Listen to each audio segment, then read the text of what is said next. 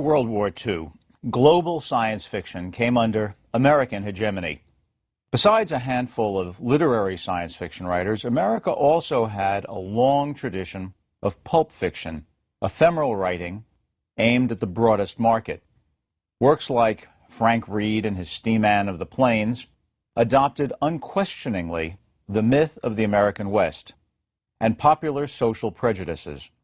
More thoughtful pulp writers like Edgar Rice Burroughs remade the Western into anthropological science fiction set on Mars, Venus, and unexplored continents. Hugo Gernsback, an enterprising immigrant, in 1926 founded the very first science fiction magazine and named the field. Later editors, like John W. Campbell, Jr., helped guide the field, but when the conditions of popular fiction production and consumption suddenly changed in the 1950s, most magazines died. Ray Bradbury's classic composite novel, The Martian Chronicles, bridges the demotic, often short-form pulp science fiction and the subtler novels that followed.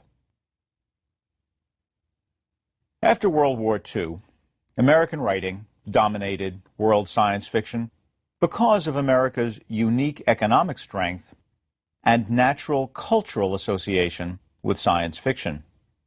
In addition to comparatively high culture science fiction authors like Hawthorne, Poe, and Twain, the U.S. had a long tradition of science fiction pulp literature. Pulp literature is named for pulp paper, the cheap paper primarily composed of wood pulp rather than having any cloth rag content that's used for printing it. In other words, material published on pulp paper is expected to be ephemeral since the paper itself so easily decomposes. Work that is intended to be ephemeral can only show a profit if it sells to a large audience. Consider the difference between going to an expensive steakhouse and going to a drive-in burger place.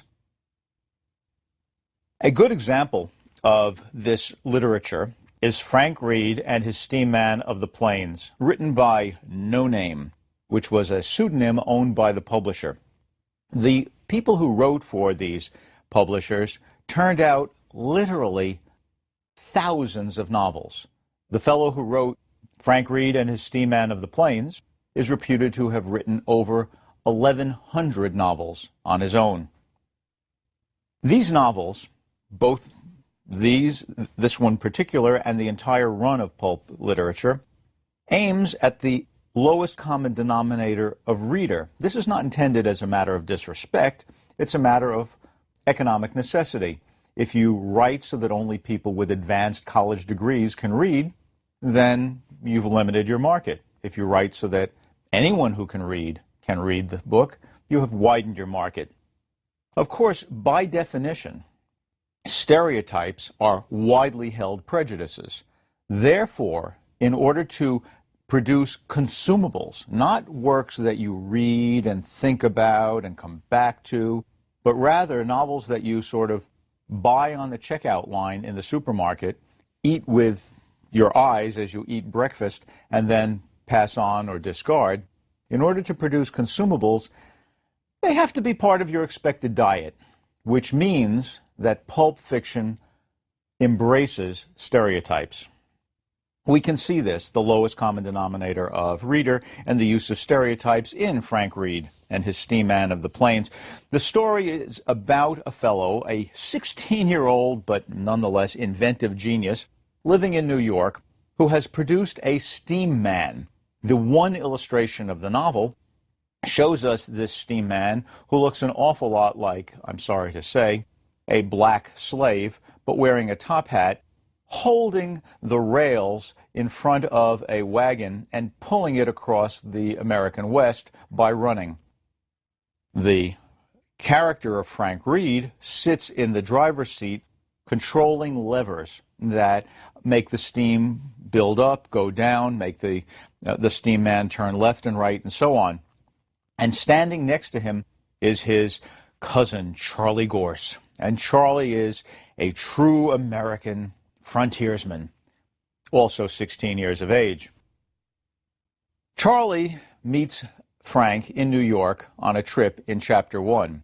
And they decide to take the steam man back to Charlie's domain in Missouri, then the West, in order to bring a little excitement into the lives of the locals.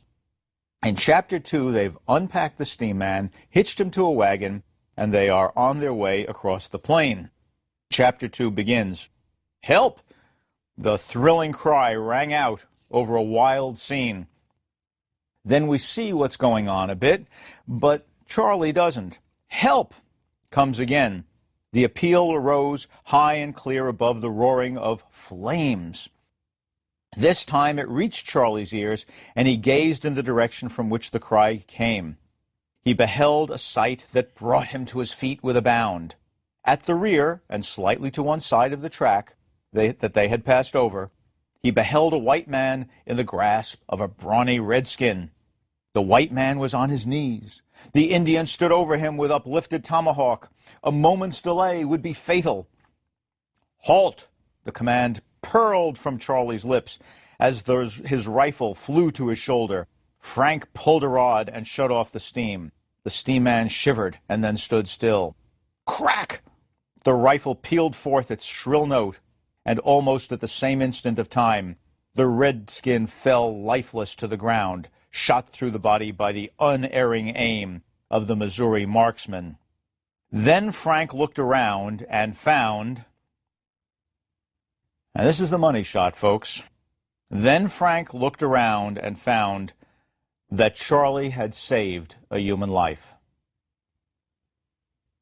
The idea that Charlie had saved a human life rather than Charlie had taken a human life shows how deeply pulp literature can be invested in an absolutely uncritical embrace of the broadest and sometimes most vile stereotypes that have from time to time characterized American culture.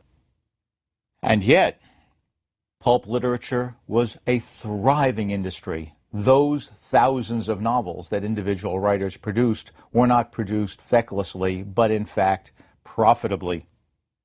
The reason they were able to do this is because they plugged into something that is known as the American myth.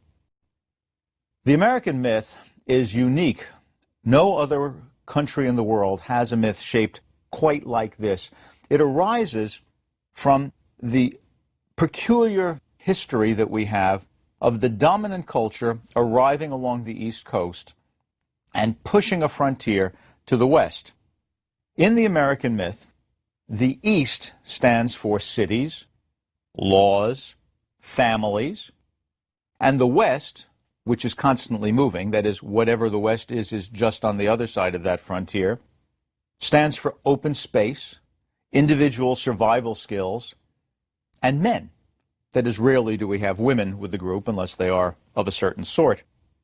In the American myth, moving across the frontier, moving from east to west, allows the possibility of remaking oneself, of moral redemption, of financial success.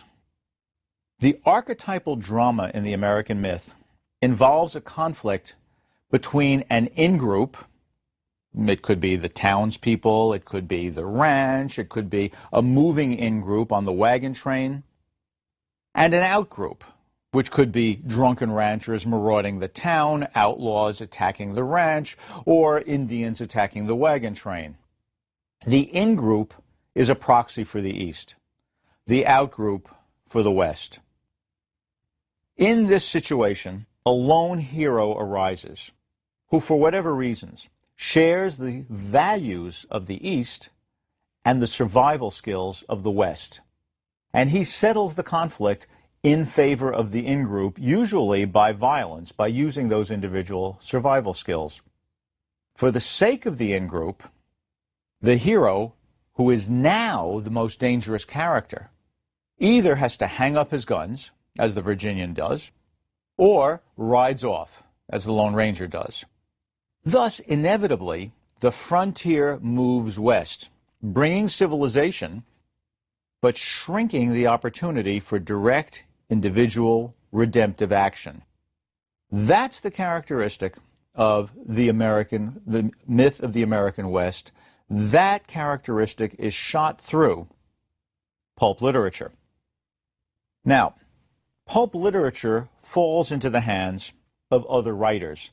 Perhaps the most famous ever was Edgar Rice Burroughs, known to his fans as ERB. He created science fictions that were, in many senses, simply costumed westerns. You should understand the power of ERB. ERB became, in fact, the very first individual media empire. He wrote science fiction novels in series. Of course, he had learned this trick from pulp literature. His series set on Mars includes 11 books. His Tarzan series, which is, after all, anthropological science fiction, runs to 24 books. His Pellucidar series, which is set inside a hollow earth, runs to 6 books. The Castback series, about a previously undiscovered continent, runs to 3 books. His series set on the moon is 2 books long, and his series set on Venus is 5 books long, meaning just in these series alone, Burroughs published 51 books. Burroughs became very wealthy.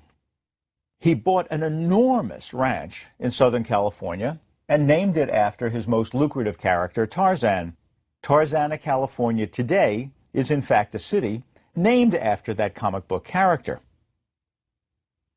Burroughs incorporated himself, and Burroughs Incorporated controlled the rights to the use of the characters. He was the first one to give licensing rights for children's costumes that reflected the characters. He was the one who licensed the movie rights, and so on. He died a wealthy man reading a comic book in his bed in Tarzana. The very beginning of that empire was a story he published serially between 1911 and 1912 in All Story, a magazine that published all sorts of short stories, called Under the Moons of Mars. And it became the central story, the beginning story, I should say, of the first book of his Mars series called A Princess of Mars. That book shows all of the best and some of the worst features of pulp science fiction. It begins with our main character, John Carter, notice the initials JC, John Carter riding across the Arizona desert with a friend, fleeing yelling redskins, murderous redskins who loose arrows at them and, in fact, kill the companion. But Carter manages to escape and goes into a cave he finds, deep into the cave, where, waiting out the he hoped for passage of the Indians, he's overcome by some strange miasma. It breathes it in, and he falls asleep. When he awakens, he goes back out the mouth of the cave, and the yellow landscape of Arizona has become red. He's on Mars. John Carter, erstwhile captain of the Confederate Army, who was never able to enforce his gentlemanly ideals on Earth, now is a Superman, because, having been born on Earth, his muscles are stronger by far than those of any Martian, no matter how large and fearsome, because the Martian gravity is only 1/3 that of Earth's. In the course of this very first book, John Carter is able to bring the fierce green men and fierce red men of Mars to a truce, and in fact to marry a princess of Mars, and, biologists, please don't be offended here, somehow have a child, which he has to leave when he goes off to explore and then falls asleep, to awaken back in the cave in Arizona.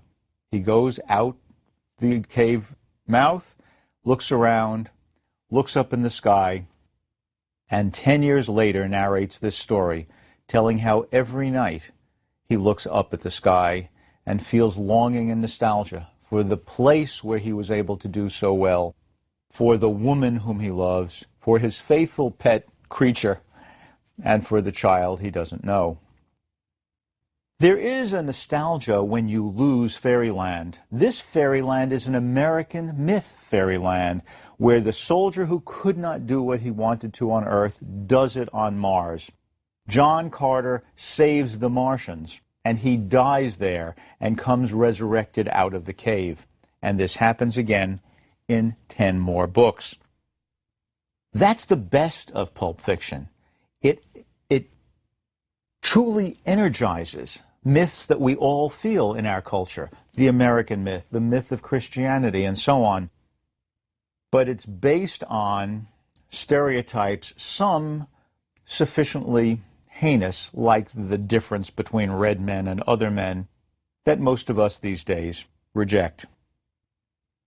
Science fiction kept changing. It was, in fact, shaped by a handful of very influential editors.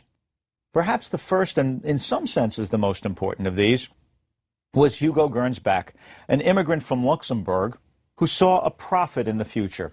He began to publish what he called electric magazines. In modern electrics, he had not only stories about real inventions, but also the occasional work of fiction. In that magazine of his own, he published a very important, for historical reasons, science fiction novel called Ralph 124C41+. The title character is one of the 10 men on Earth who's allowed to use a plus sign after his name. Ralph 124C1+ is full of amazing inventions. In fact, most science fiction, as I've mentioned previously, really does not show us the future. The science fiction writers, like Verne, know what already exists and simply perfect it a bit. Gernsback really studied science with the enthusiasm of a convert, and in Ralph 124C41+, he has a diagram for what later will become radar. This is the first description of how radar could work. It's really quite astonishing. The story itself is based on Spencer's The Fairy Queen, and we really just have Ralph chasing all over the solar system trying to save Alice, who is a wonderful French girl whom he has come into contact with by seeing her through his telephot and saving her from an avalanche that would have fallen on our little alpine house, save for the fact that he blasted a heat ray across the Atlantic Ocean at it and vaporized the snow before it could kill her. When her father rushes in order to embrace his almost lost daughter, Ralph very gentlemanly turns off the telephot. This is clearly a stereotypical story, but it is a delightful one.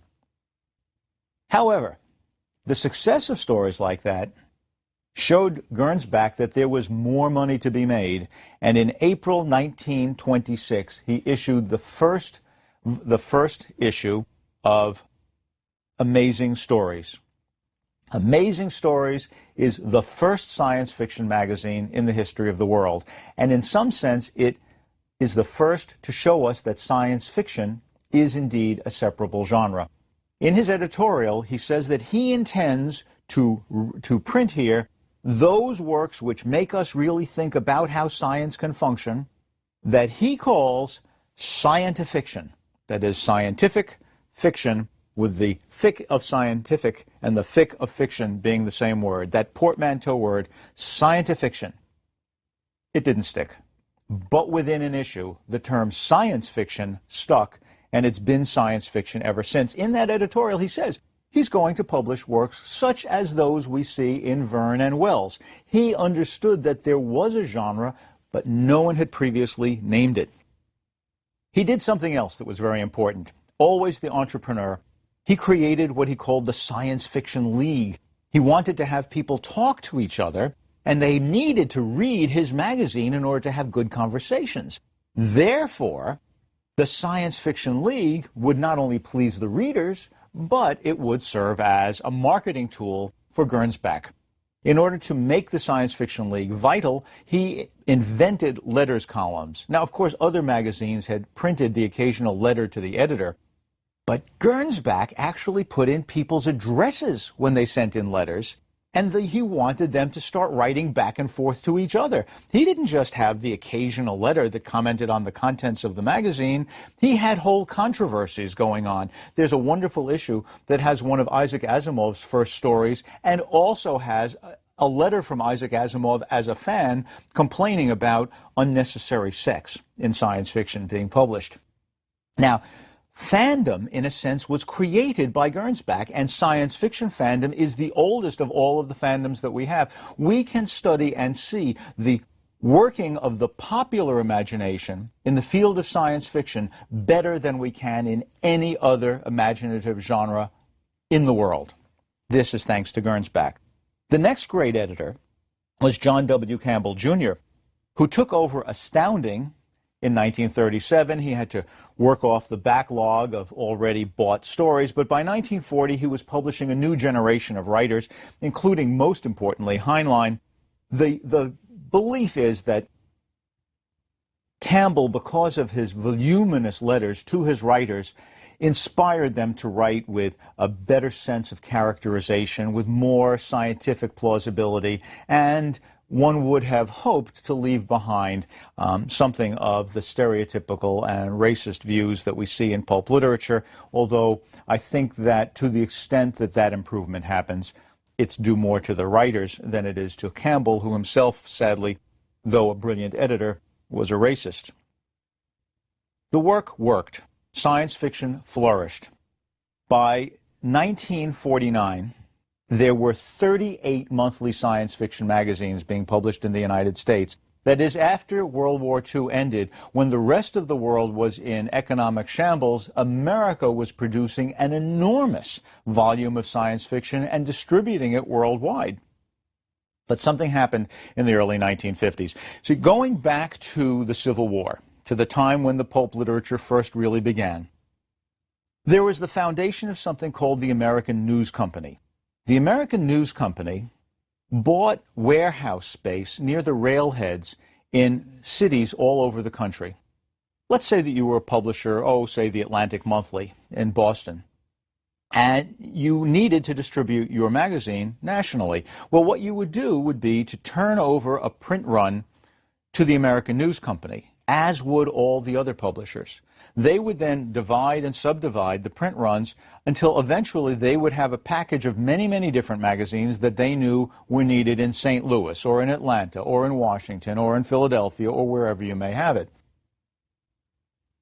If you were a sufficiently large magazine, that is one with an enormous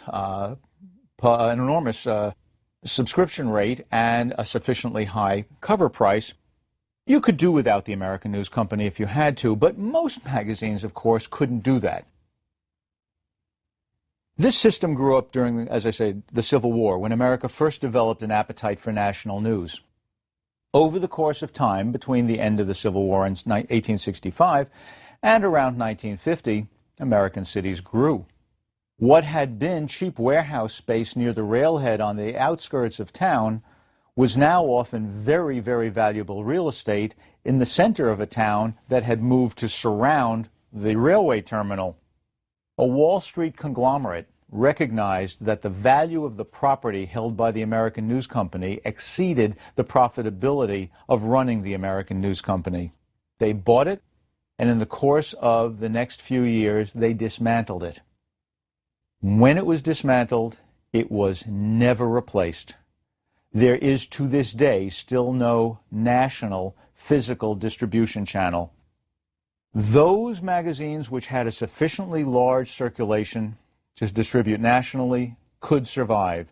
Those others had to shrink to a local base. A few, say in New York or other large population centers, could survive. Most could not. 38 science fiction monthlies in press in 1949, 4 in 1959. While this change was going on, Ian and Betty Ballantyne decided to try something quite extraordinary. You see, when you publish a magazine, it has a date on it. Now, we're all used to seeing today's newspaper. It has today's date on it. We know it's today's paper. But you notice when you buy a weekly, it has a date which is later than today. And when you buy a monthly, you have a date that is even later than today. Well, the fact is that on periodical literature, the date that you see is the sell-by date. And after that date is arrived at, the new seller is supposed to take that off the stand. Novels don't have sell-by dates. What the Ballantines decided to do was publish softback originals. And in doing that, they created a new kind of market for popular literature, a longer form that allowed people to go more deeply into character, to develop more complex plot. In other words, they created the possibility of a more literary kind of science fiction. First, what we got were what are called fix-ups. Science fiction authors had been used to writing short stories, so they figured out ways of putting a bunch of these stories together, sewing them together, and calling it a book. That's what was called in the field a fix-up. A. Van Vogt was particularly adept at this, quite an enterprising fellow, a man I had the pleasure of meeting shortly before he died and carrying a message from him to my father shortly before he died. A message I didn't mind bringing, even though I know that his spirituality grew out of his own Scientology. He was, in fact, the president of the California Scientological Association. And Scientology, as you probably know, as it's so famous, was actually founded by L. Ron Hubbard, a science fiction writer, who was not a bad science fiction writer, but when asked, well, are you making a lot of money at it, said, well, if I really wanted to make money, I think what I should do is found a religion. Of course, whether or not that's what he did is a matter that many will debate with you about. In 1960, by 1960, the original novel had replaced the short story as the dominant mode of production of science fiction.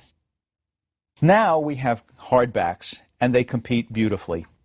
The bridge from short stories as a dominant form to novels as a dominant form can be seen working most clearly, I think, in the Martian Chronicles by Ray Bradbury.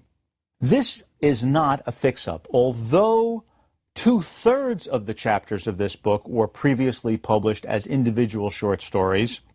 The other third were written clearly for this book. The Martian Chronicles, published in 1950, was the first science fiction novel ever to get a front-page review on the New York Times Book Review. It was the novel that broke out of the science fiction ghetto. In fact, science fiction writers often complain that the Martian Chronicles isn't science fiction at all, because at the end, the father who has brought his family of sons to Mars to escape a nuclear disaster that destroys the Earth, destroys his own rocket ship, so that if more Earthmen should survive and follow them, they won't be found because, he says, technology ran ahead of us. We were not able to deal with the power. We need to go back and start again. Many science fiction writers thought of Ray Bradbury as an anti-science fiction writer. This book is in many ways the American myth set on a fairyland. A good example of that is the chapter called The Green Morning, where Benjamin Driscoll is walking across the sere Martian landscape, much like Burroughs, Arizona, but with a thinner atmosphere, trying to seed it. Benjamin Driscoll is a version of Johnny Appleseed. He kept his eyes only ahead of him, going on down this wide, shallow valley, under the sun, away from First Town, waiting for the rains to come. There's not enough rain on Mars, but he plants seeds nonetheless. He falls asleep. A sudden odor of water. Tonight, he thought, and put his hand out to feel for rain. Tonight, there's a paragraph break. Listen to the lyricism of Bradbury's language. This is not hasty pulp writing. He awoke to a tap on his brow. Water ran down his nose, into his lips. Another drop hit his eye, blurring it. Another splashed his chin. The rain. The raw, gentle, and easy rain. It mizzled out of the high air, a special elixir, tasting of spells and stars and air, carrying a peppery dust in it, and moving like a rare light sherry on his tongue. Rain. He sat up. This is the Eden complex full blown. This is the garden coming alive. The spells and stars put us back into the fairy tale landscape. In this landscape, the Martians have telepathy. They are emotional. In the famous chapter called The Third Expedition, they make the Earthmen think they're back home in the Midwest, and when they go to sleep happily among their dead departed, they're stabbed to death. But later, when the Martians have been wiped out, not because this time the Earthmen have committed genocide, but accidentally because chickenpox infected them and they had no immunity, we see that the humans can do the same to the Martians. In the chapter called The Martian, one lone Martian is driven crazy by the desires of so many Earthmen around him. When one and one meet alone in night meeting, however, they come to respect each other and see each other's cultures. Mars is redemptive. The very last chapter is called Night Meeting, is called The Million-Year Picnic. That father shows his children what they have clamored for all along, real Martians. They look down into the canal water and see themselves reflected up. The Martians were there. Timothy began to shudder. The Martians stared back at them for a long, long silent time from the rippling water. Mars has redeemed America, and Bradbury has brought science fiction back into the full flower of world literature.